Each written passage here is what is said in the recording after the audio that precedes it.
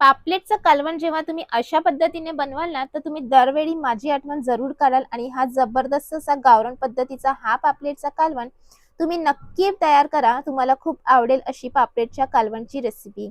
तर या रेसिपीसाठी मी घेतलेला आहे अर्धा चमचा मोहरी, अर्धा चमचा जिरे, 3 हिरवी मिरची, मूठभर कोथिंबीर, एक मोठा लालसर टोमॅटो आणि 10 ते 12 मी घेतलेली आहे यामध्ये लसूण पाकळी. तर चला आपण याला ग्राइंड करून घेऊया आणि आपण याची पेस्ट जी आहे ना ती रेडी करून घेणार आहोत.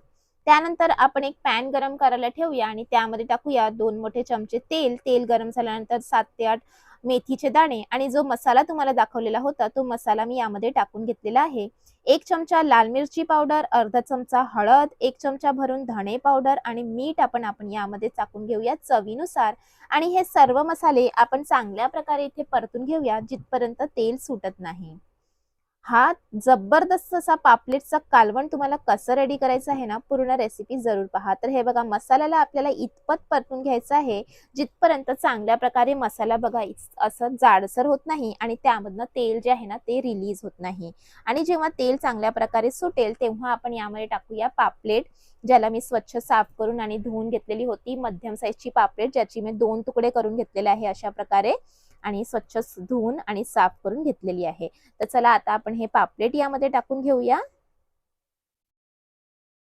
मिक्स करून घेऊया हलक्या हाताने आणि मिक्स केल्यानंतर आता आपण यामध्ये टाकणार आहोत पाणी ग्रेव्हीनुसार. तर इथे मी 1 छोटा ग्लास पाणी जे आहे ना ते टाकून घेतलेलं आहे. तर चला आपण इथे मिक्स करून घेऊया आणि मिक्स केल्यानंतर आपल्याला इथे 4 ते 5 मिनिटं मस्त असं उकळवून घ्यायचं आहे आणि ही जबरदस्त असं आपला पापलेट कालवण आहे ना ते थोड्याच वेळात रेडी होणार आहे. तर पूर्ण रेसिपी जरूर पहा.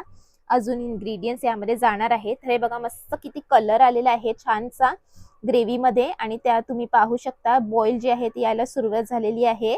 तर आता आपण झाकण झाकून 3 ते 4 मिनिटं ठेवूया आणि त्यामध्ये नंतर आपण दुसरे काही मसाले आहेत ते टाकून घेणार आहोत. तर ही झालेली आहे 4 मिनिटं आणि हे बघा मस्त असं तरीवरती यायला लागलेली आहे.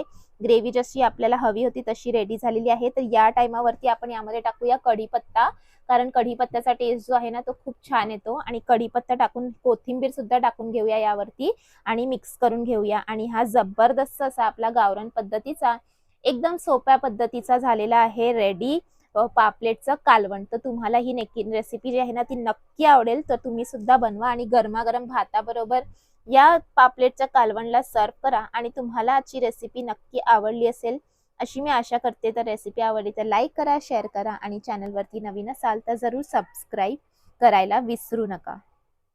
पापलेट